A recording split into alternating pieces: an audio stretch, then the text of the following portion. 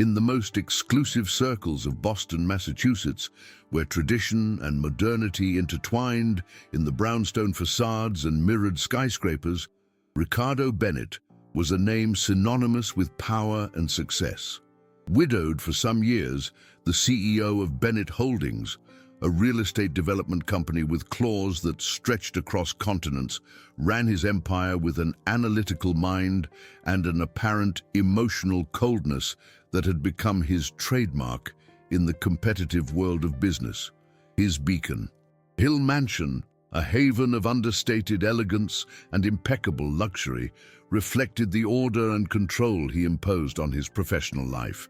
At the center of that meticulously organized universe, however, there was a small sun that insisted on radiating an almost melancholic sweetness. Sophia, his 6-year-old daughter, a girl with curious eyes and an easy smile, but who carried in her little heart the shadow of her mother's absence, a void that not even the most expensive toys or the most sophisticated environments could completely fill.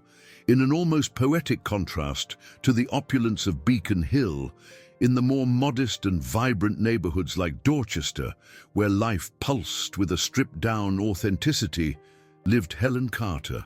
His reality was woven with the threads of daily struggle, silent renunciations, and resilient love. Young, with dreams of resuming her education studies interrupted by necessity, Helen shared a small, simple apartment with her mother, whose fragile health required constant care and medical expenses that consumed every hard-earned penny. 2 years ago, life had taken her to the heart of the Bennett mansion, where she worked as Sophia's nanny. And there, in that environment so far removed from her own experience, Helen found more than a job, found in Sophia an affinity of soul, a kind of motherhood of heart that filled a space in her own life, while she, with her genuine affection and tireless dedication, tried to ease the void left by the little girl's mother. Helen's routine was a daily bridge between these two disparate worlds. In the morning, she said goodbye to her mother, making sure her medicine was on hand and that a caring neighbor could check on her during the day. Then it was the long commute by public transportation to the quiet elegance of Beacon Hill. As she walked through the gates of the Bennett mansion, she wore not only the discreet uniform of a nanny, but also a patient smile and an infectious energy, ready to dive into Sophia's universe. They were afternoons of playing in the impeccably kept garden, of stories told in funny voices, of help with the first school assignments, and above all, of an affection that flowed naturally between them, building a bond that transcended the barriers of class and professional contract. Sophia waited for Helen with an anxiety that Ricardo, with his busy schedule, often did not perceive with due depth. Ricardo Bennett, for his part, was immersed in the complexities of Bennett Holdings. His company was at a crucial moment of international expansion and a $1 million contract with a group of Japanese investors known for their extreme traditionalism and for valuing family stability in their business partners was about to be closed. Exhausting meetings, whirlwind trips, and market analysis consumed his days and nights. The figure of his late wife, Claire, still loomed as a bittersweet memory, the pain of loss gradually giving way to pragmatic resignation. He considered himself a present father to the extent possible, ensuring that Sophia had everything good and the best materially. But the deep emotional connection, the one that fills the voids of the soul, was something that he, in his CEO armor, found difficult to cultivate, both for himself and for his daughter. He trusted Helen with Sophia's daily care, recognizing her competence, but never imagining how intertwined their lives would become.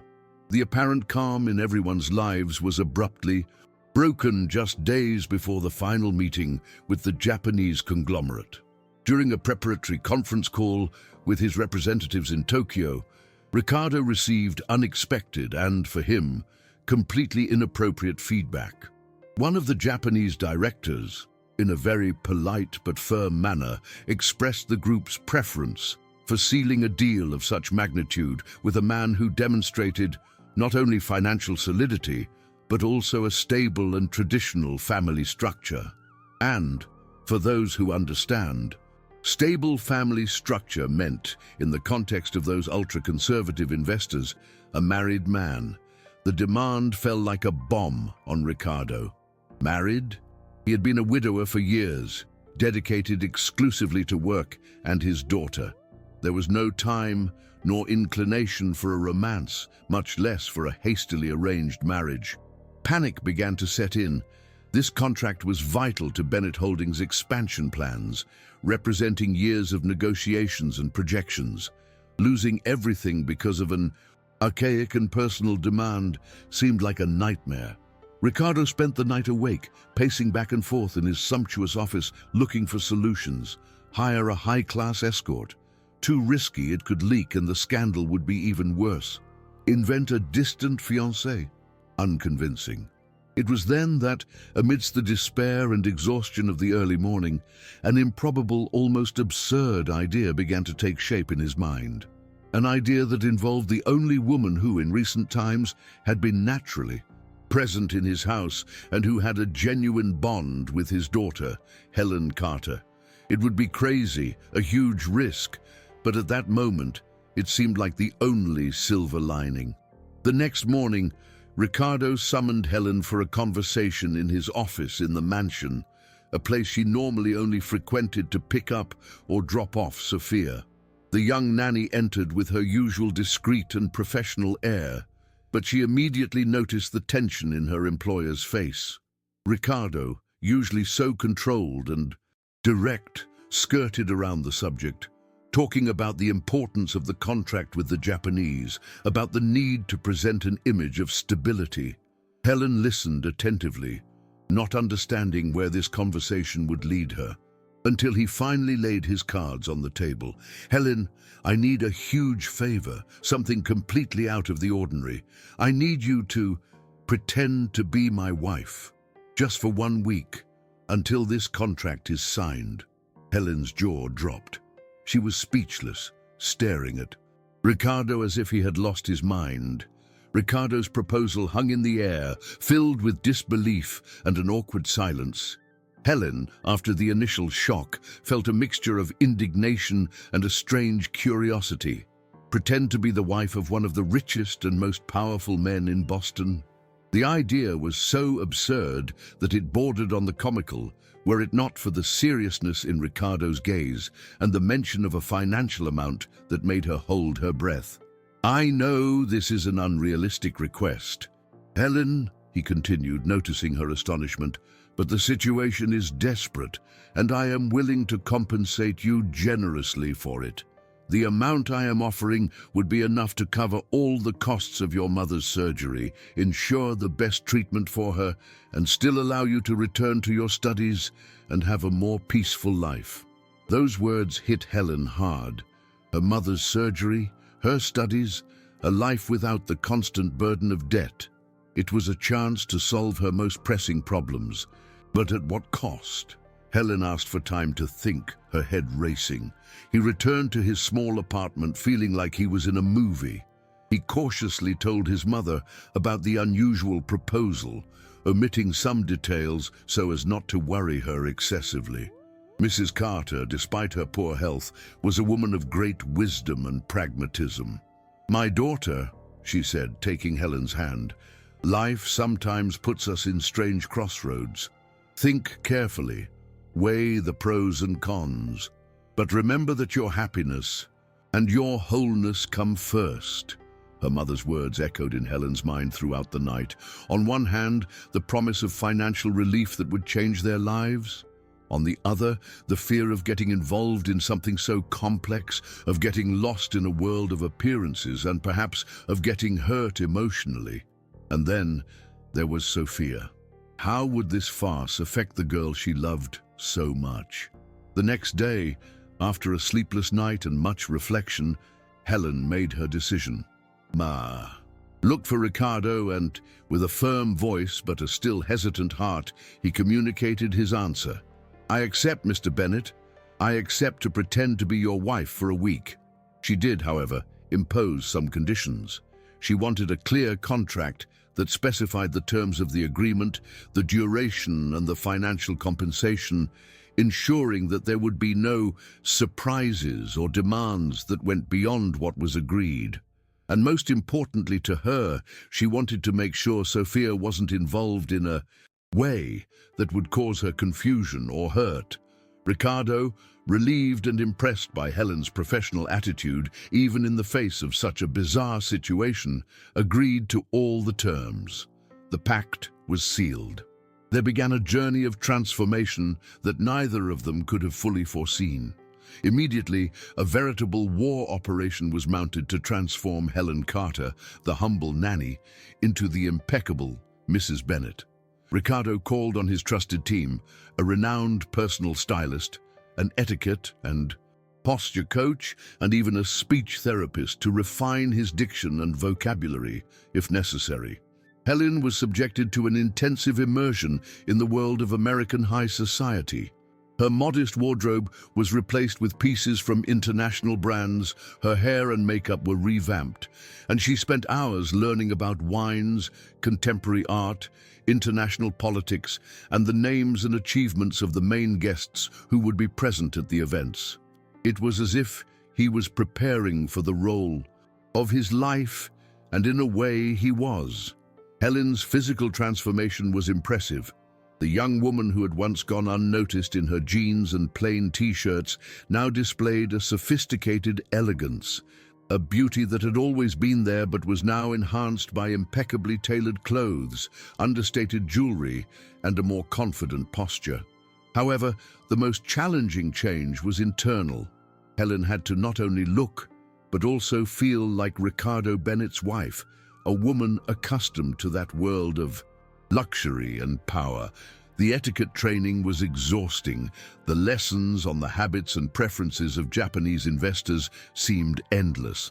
But Helen, with her natural intelligence and iron determination, absorbed each lesson, motivated by the promise of a better future for her mother and herself, and also, secretly, by a desire not to disappoint Sophia, who looked at her with growing admiration. The first test by fire was an intimate dinner at the Bennet mansion, organized for a small group of Ricardo's aides and their wives, a kind of dress rehearsal before the arrival of the Japanese investors. Helen was nervous, her heart pounding beneath her elegant silk dress. Ricardo, at his side, tried to convey a calm that he himself did not completely feel. But to both their surprise, Helen did incredibly well. Her natural friendliness, combined with recent teachings, allowed her to navigate conversations with grace and intelligence. And the genuine affection she showed for Sophia, who briefly joined in at the beginning of the dinner, seemed to charm everyone, lending an unexpected authenticity to this new Mrs. Bennet. Ricardo watched her with a mixture of relief and admiration that was beginning to turn into something more. The week that followed was a marathon of social events and professional commitments, business lunches, cocktails at private clubs, visits to art galleries, and the highlight, the grand gala dinner in honor of Japanese investors, held at one of Boston's most luxurious hotels. On each occasion, Helen and Ricardo had to play their roles perfectly, and as the days passed, the line between staging and reality began to become dangerously thin. The smiles exchanged were no longer just for the cameras or curious gazes. The casual touches, his hand on her back to guide her, hers reaching for his in moments of nervousness, carried a subtle but undeniable electricity. The complicity forged by necessity began to give way to a mutual attraction that both struggled to ignore. Sophia was the most enthusiastic spectator of this transformation. For the little girl, Helen's constant presence in the mansion, now not just as her nanny, but as Daddy's wife, was the realization of a secret dream. She saw in Helen the maternal figure she so missed, and the child's genuine joy in interacting with the couple gave an almost painful veracity to that farce. "Now I have a real mommy, like my little friends at school," Sophia declared one day during breakfast, leaving Helen and Ricardo speechless, their hearts clenched with conflicting feelings.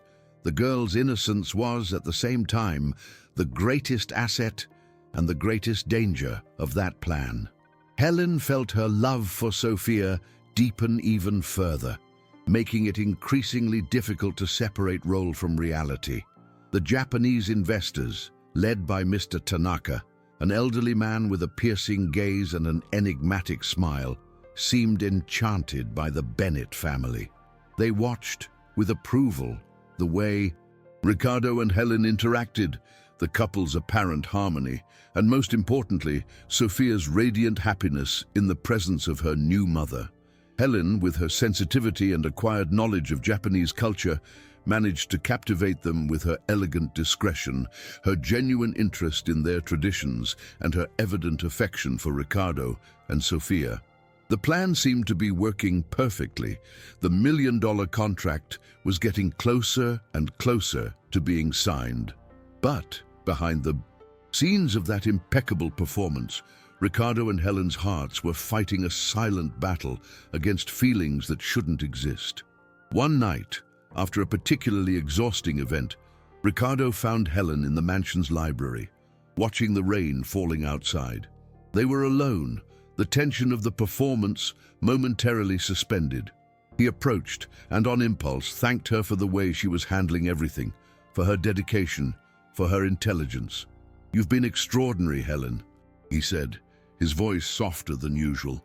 She smiled, a tired but genuine smile, and in that moment, under the dim light of the lamp and the sound of the rain, something changed.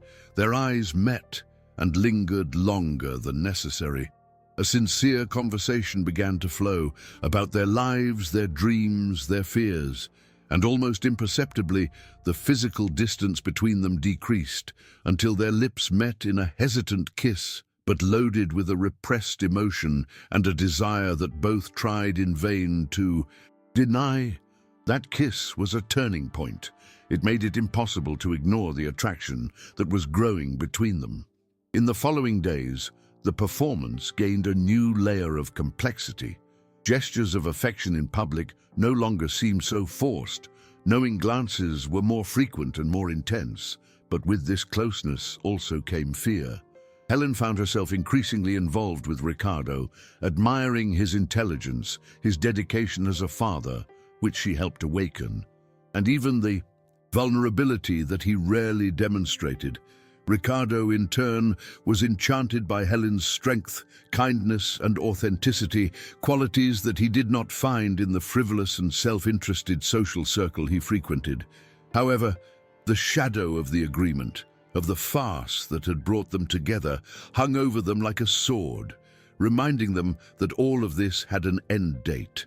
On the eve of the signing of the contract with Japanese investors, the tension was palpable. The success of the plan seemed assured, but the prospect of the end of that week of lies brought a pang to Helen's heart, and surprisingly, to Ricardo's as well. Sophia, oblivious to everything, was planning a real family outing for the weekend. Helen felt torn. Her mother's surgery was already scheduled. Her studies could be resumed. She should be happy, relieved. But the idea of moving away from Sophia and Ricardo caused her a pain she didn't expect to feel.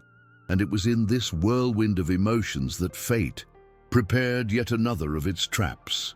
That night, Helen couldn't sleep. She was walking through the silent mansion when she heard Ricardo's voice coming from the office. He was talking on the phone, apparently to one of his aides or lawyers. Curiosity, or perhaps a premonition, made her stop and listen, and the words he heard were like knives to his heart. "Yes, the plan was an absolute success," Ricardo said in a tone that Helen interpreted as cold and calculating. "Mrs. Bennett played her role to perfection. Tanaka and his team bought the whole charade. The contract is practically in the bag. It was a brilliant performance, and her compensation will be more than fair for the trouble." Helen felt the ground disappear. Farce, acting, role, compensation. Every word confirmed her worst fears. To Ricardo, she had been nothing more than a pawn in a business game. Devastated, Feeling used and deeply betrayed, Helen retreated silently, tears burning her eyes. That kiss, those conversations, those moments of apparent connection, it had all been nothing more than an illusion, part of the brilliant staging that Ricardo had mentioned. The pain was excruciating. She felt like a fool for having believed it, for having allowed real feelings to blossom amidst a lie. That same night, while Ricardo slept the peaceful sleep of someone who believes he has won, Helen made a decision. He packed his few things into a small suitcase, wrote a short and painful note to Sophia, explaining that he had to leave, and another to Ricardo, communicating his immediate resignation and his refusal to accept any compensation beyond what had already been advanced for his mother's surgery. At dawn, before the house woke up, she disappeared, leaving behind the mansion, the dreams, and a broken heart. When Ricardo woke up and found Helen's note, a mixture of confusion and panic took hold of him. Successful hoax? He didn't remember saying that exactly, or at least not with the intention she seemed to have interpreted it. Yes, the plan had started out as a necessity, an act, but what he felt for Helen now was anything but fake. The thought of losing her, of returning to his empty life before, was unbearable. And Sophia? How would he explain to his daughter the sudden disappearance of the woman she once called Mommy? Desperation took hold of Ricardo. He needed to find her, explain himself, before it was too late. She took off running without even changing her clothes, her heart in her, mouth following the only lead she had, the modest apartment on the outskirts of the city where Helen lived with her mother. Helen arrived at her small apartment feeling physically and emotionally exhausted. The mother, seeing her in that state, realized that something serious had happened. Helen broke down, tearfully recounting the conversation she had overheard, the humiliation of feeling like a disposable piece in a power game. While she was trying to comfort her daughter, the doorbell rang. It was Ricardo, pale, his hair disheveled, his expression distressed. Helen hesitated to open it, but his insistence and a silent plea from her mother made her relent. The confrontation was inevitable, full of pain and accusations. Helen exposed her hurt, her disappointment. Ricardo, in turn, tried to explain the context of the conversation, the relief of a successful deal, the unfortunate choice of words, but above all, the truth of the feelings he had developed for her. Helen, I know I got the words wrong, the tone wrong, Ricardo pleaded, his voice hoarse with emotion. But what I feel for you, what happened between us this week, was no sham. It started out as a crazy plan, I admit. But you, Helen, you changed everything. You brought light into my home, into my life, into Sophia's life. You made me feel things I hadn't felt in years, maybe never felt with this intensity. I fell in love with you, Helen. I really did. Please believe me. Stay. Stay for me. Stay for Sophia. Stay for us. His words were sincere, desperate. Helen saw the anguish in his eyes, but the wound of betrayal was still open, bleeding. Could she trust again? Could she risk her heart once more, knowing the immense difference that separated them, not only socially, but in the way they seemed to see the world? Helen's dilemma was excruciating. A part of her wanted to believe, wanted to give in to that feeling that had also grown in her chest. Another part, the most rational, the most wounded, screamed for her to run away, to protect herself from more suffering. While they were still immersed in that painful discussion, Ricardo's cell phone rang. It was his aide, informing him that a new investor, a Silicon Valley tech billionaire, had just arrived unexpectedly in Boston, and having heard about the Bennett couple and the family strength they represented, demanded a face-to-face meeting with Ricardo and his wife before finalizing a parallel but equally crucial investment in Bennett Holdings. Fate, with its usual irony, put them to the test again. They would need to perform one last time, now with feelings on edge, truth and lies dangerously intertwined. The news of the arrival of the new investor and his demands placed Helen and Ricardo in an even more complex situation. Acting again, after everything that had happened, with the wound of distrust still raw in Helen, felt like torture. But Ricardo, looking at her with a plea in his eyes, explained the importance of that new business, not only for the company, but for the jobs of hundreds of people. "I know I asked too much of you, Helen," he said, his voice thick with regret. "But this would be the last time. And after this, I promise, we'll do things your way. If you want to leave, I'll understand, even though it will destroy me. But please help me with this." Helen saw the genuine desperation in him and thought of Sophia, of the stability that this business would indirectly bring to the girl. With a heavy sigh, she agreed, but on one condition. This time, there would be no outright lies. She would be herself as far as possible. The meeting with the new investor, Mr. Peterson, a young-looking man with the shrewd look of someone who built an empire from nothing, was marked by palpable tension, at least for Helen and Ricardo. They tried to act natural, but the conversation from the night before still echoed between them.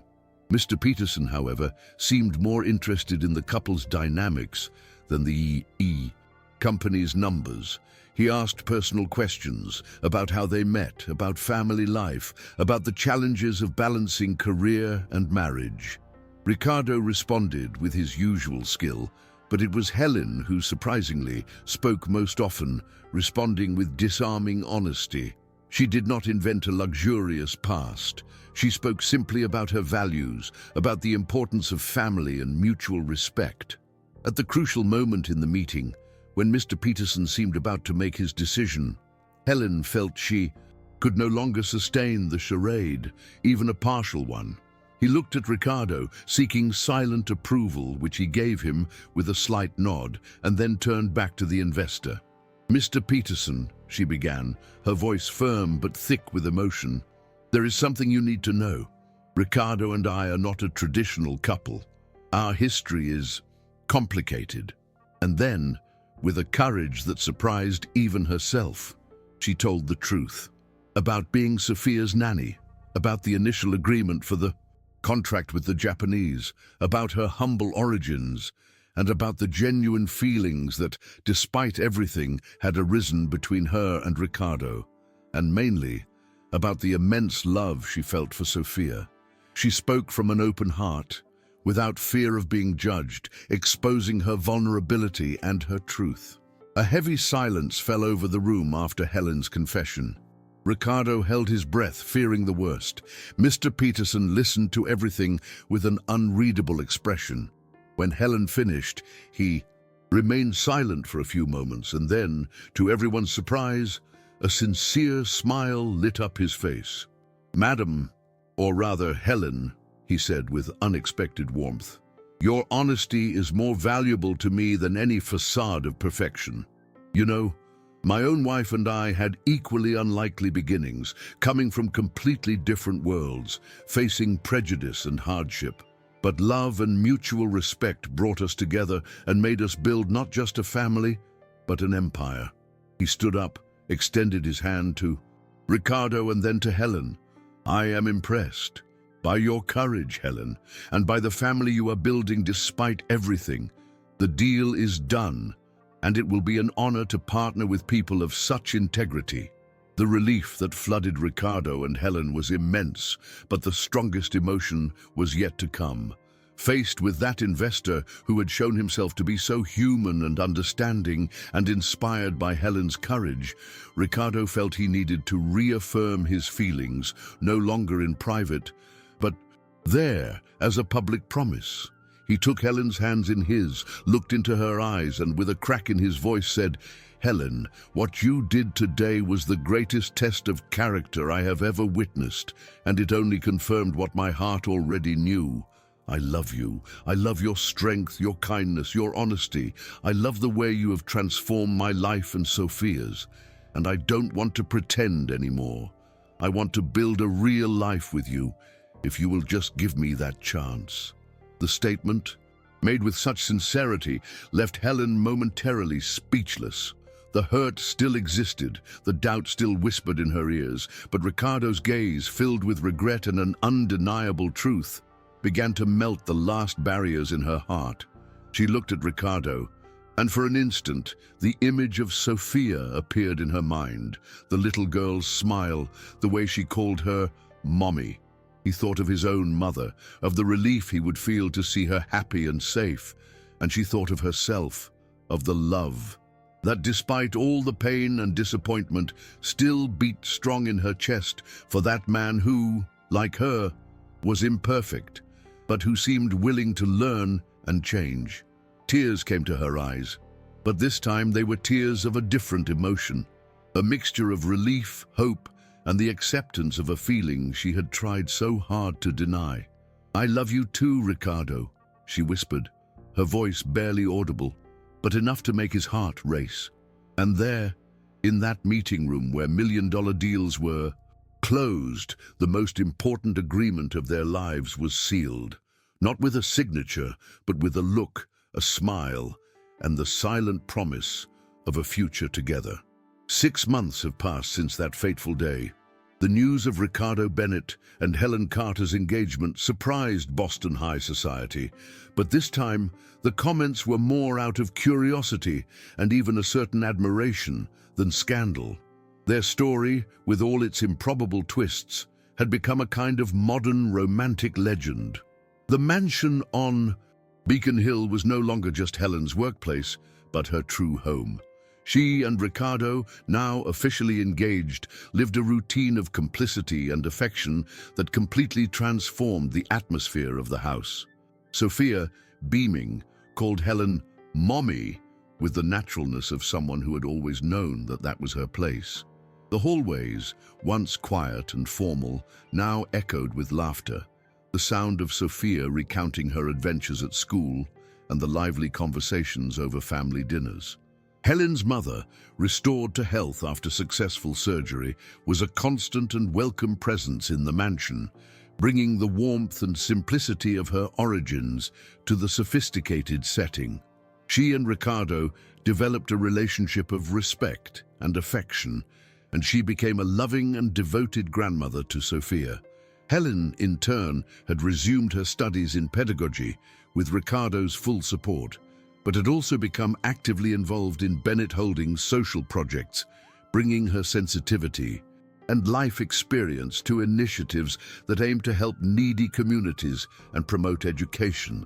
She was no longer the nanny-turned-boss's fiancée.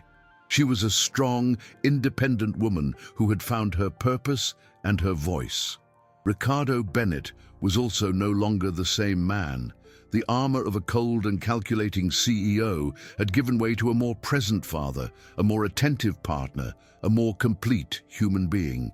He learned to value the simple moments, to delegate more at work so he could spend time with his family, to listen more and judge less. He discovered that true happiness was not in million-dollar contracts or recognition from the business world, but in Sophia's smile, in Helen's passionate gaze, in the tranquility of a home where love was the main foundation. His transformation was visible to all, and many of his once skeptical colleagues and friends now admired him for his courage in changing and choosing his heart over convenience.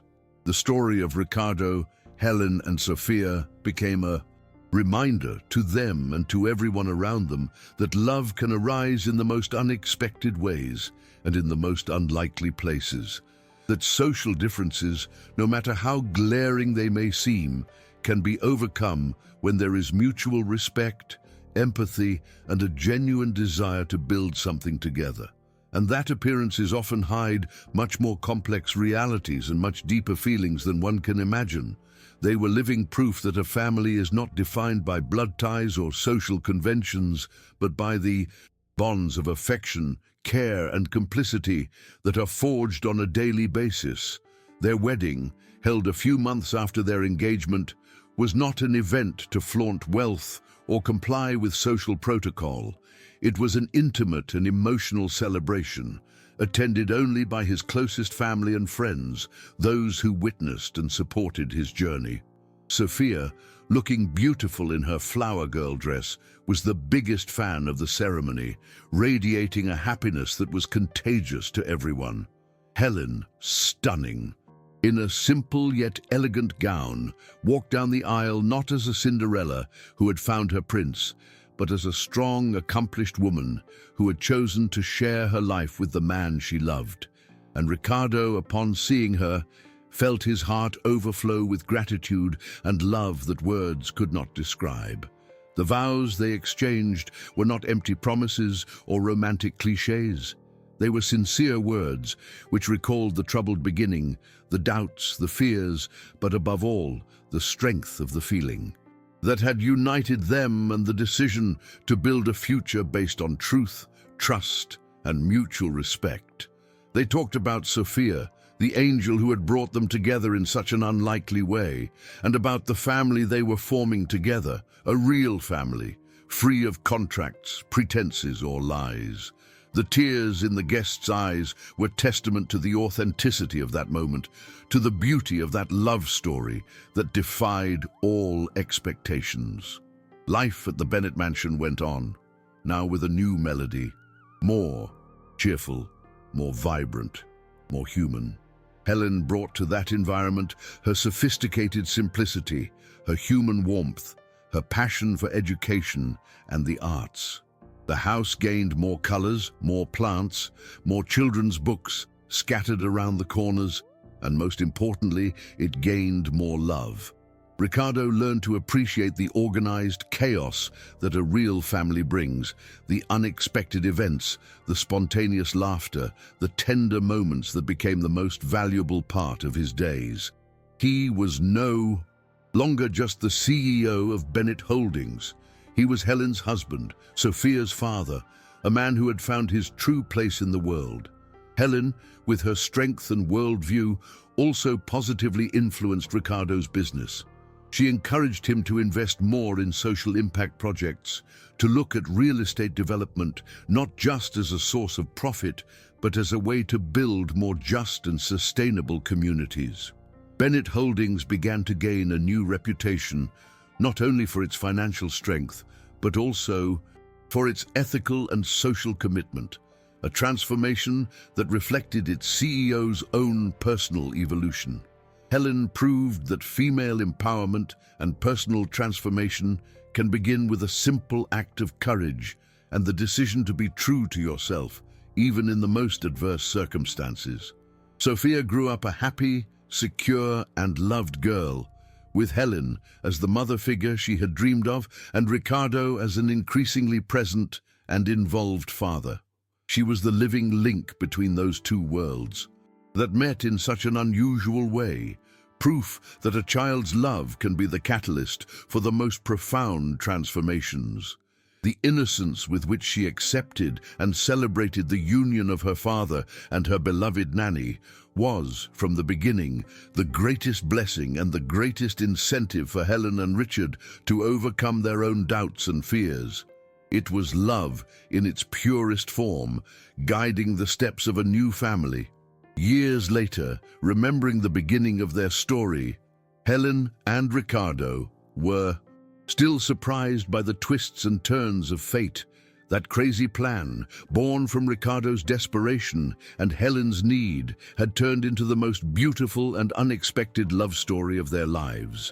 They learned that behind appearances and games of interest, there are always human beings with their weaknesses, their dreams, and their capacity to love and transform themselves. And that sometimes you have to take risks, leave your comfort zone and trust in the unlikely to find true happiness. Their lives were a testament to this. The press, which had initially reveled in the scandal and speculation, gradually came to terms with the authenticity of that family. The news about the Bennetts was no longer about gossip or power struggles, but about the social projects of the foundation that Helen had helped to create, about Ricardo's success in reconciling his professional and family life, and about the image of a couple who, despite their very different origins, demonstrated an admirable union and complicity. they inadvertently became an example that love can indeed overcome barriers and rewrite destinies. The mansion on Beacon Hill, once a symbol of Richard's cold wealth and solitude, became a welcoming home, frequented by friends from all walks of life, a place where diversity was celebrated and where appearances gave way to the essence of relationships. Helen's mother was a central figure in this new arrangement, with her folk wisdom and maternal affection teaching everyone the value of simple things and gratitude. And Sophia, growing up in this environment of love and respect, became an intelligent, sensitive young woman, aware of her role in the world, ready to follow in the footsteps of her mother and father in building a more just future.